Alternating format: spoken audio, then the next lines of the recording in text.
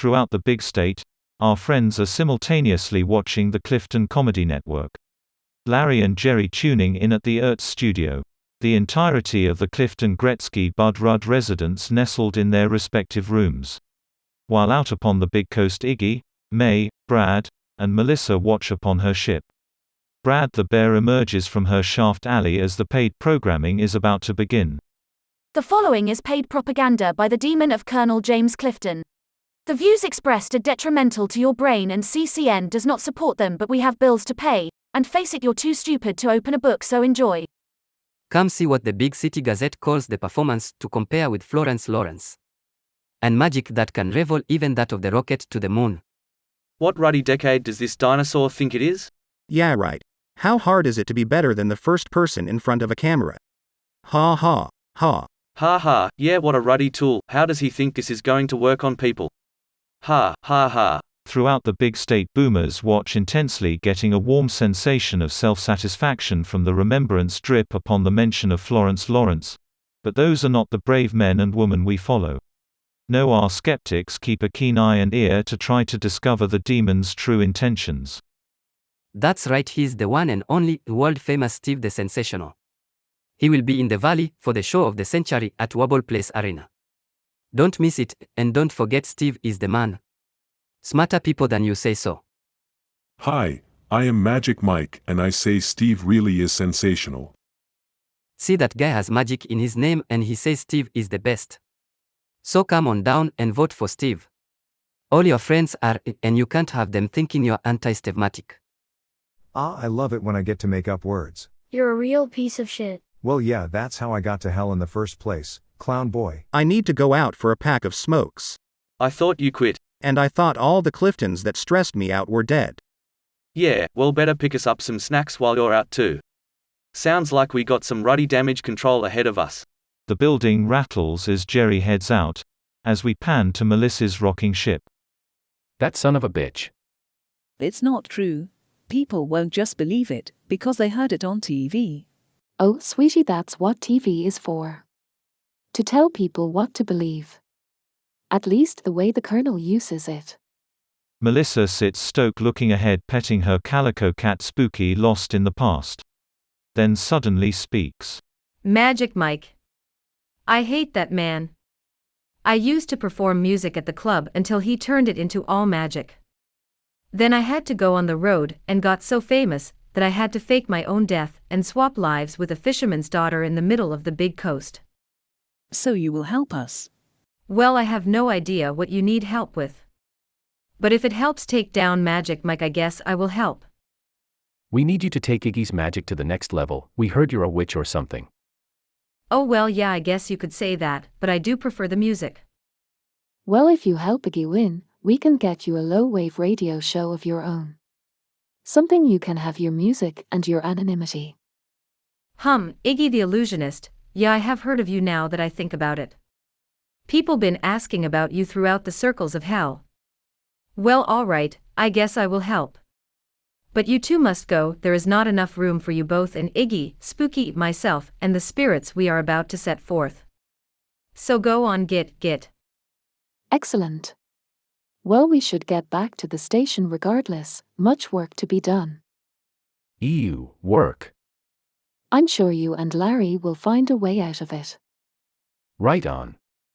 Let's roll. Or such a pretty kitty. I have a black cat named Salem. Oh boy, of course you do. Melissa rolls her eyes as Brad and May stagger out. We pan over to Jerry at the Valley Corner store. With a bushel full of junk food, he approaches the counter. The attendant's eyes are glazed over as she watches Clifton Comedy Network's continuing paid programming. A pack of No Lux 2, please. Oh, Governor, Tardier. Here you are. A fresh new pack before your eyes. Ha, ha, you would think I was Steve the Sensational.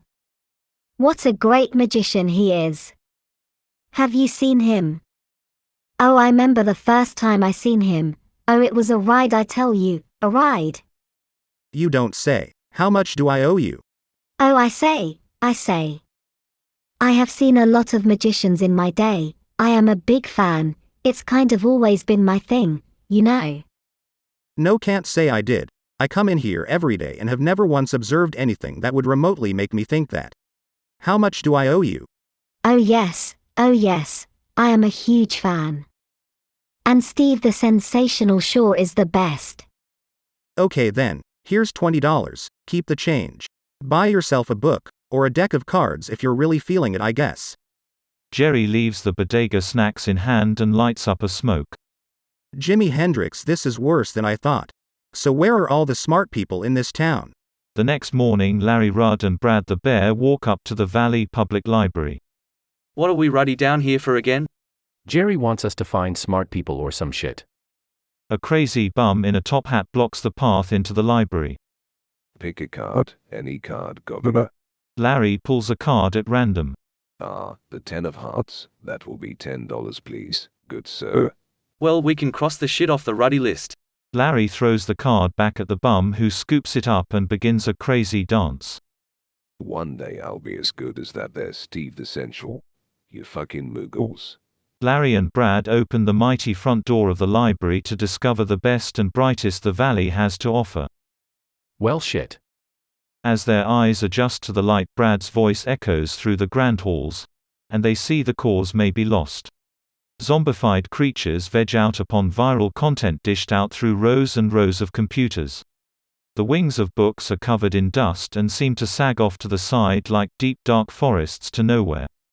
Shush. This is a library. Take a seat and don't yank your wank to bikini advertisements. Well, thank you, ma'am, sorry about that, but we aren't here for a ruddy wank. Already had one today. And I have a girlfriend. Sure ya do. Well, what brings you to the library if not our softcore internet? We came to find the smartest ruddy folks of the valley. Well, good luck with that. We used to have a young man come in named Wayne. Smart young man, hasn't been around in a while. Yeah, he's been busy taking over the Clifton conglomerate. But you better think of someone else, because if not, this place is going to be turned into the Steve the Sensational virtual reality magic school. How do you think them two teens and that bum out there that come in to check out Harry Potter and use the toilet will like that?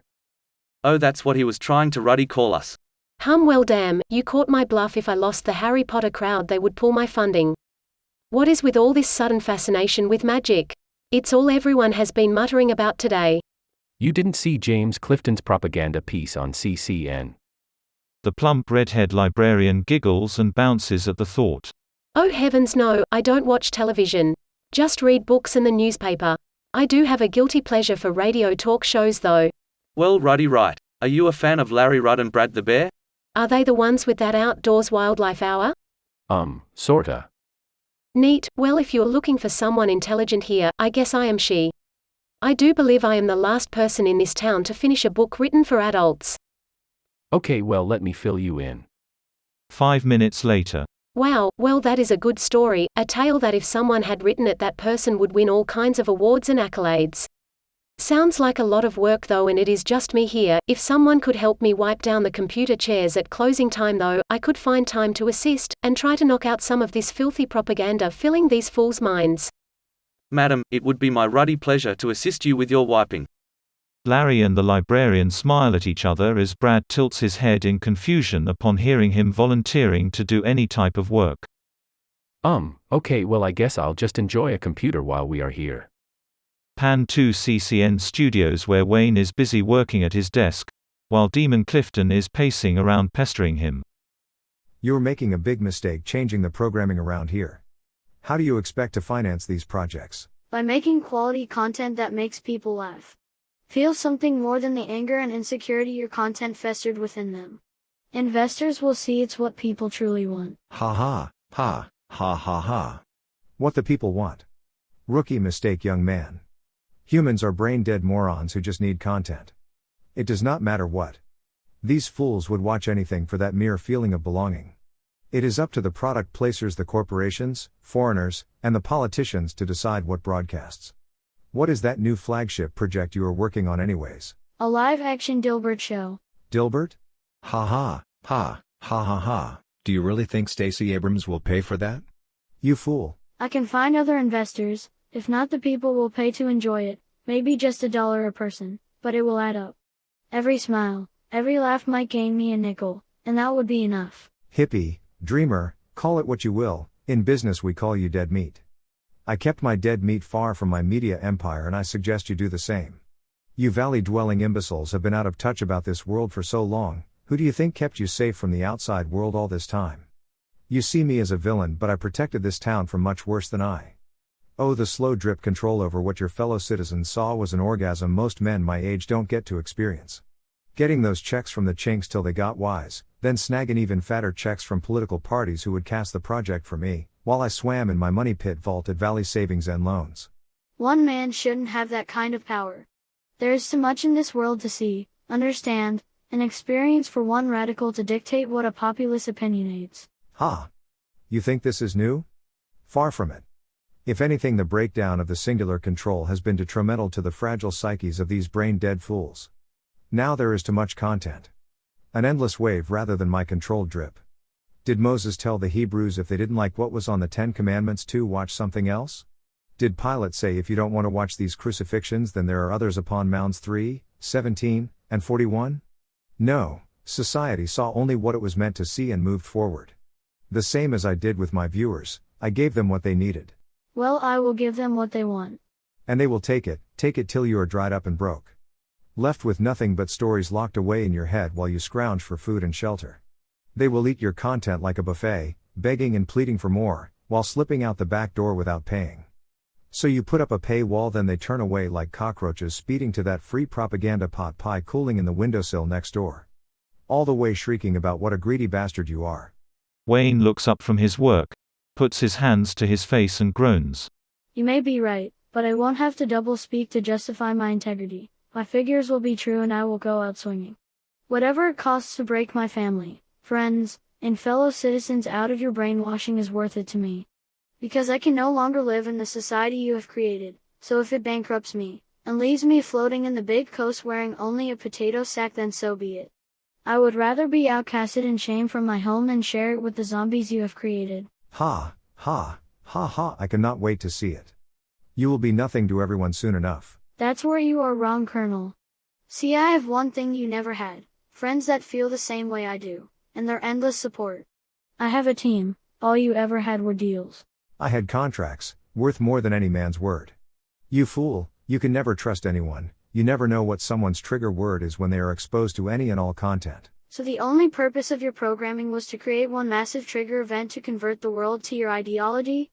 Ideology? Ha, ha, ha ha, hardly. I could care less what these boobs think, but to create a massive overthrow or worldwide spectacle at my will. That is the true power. My own army ready to follow me in any way I see fit.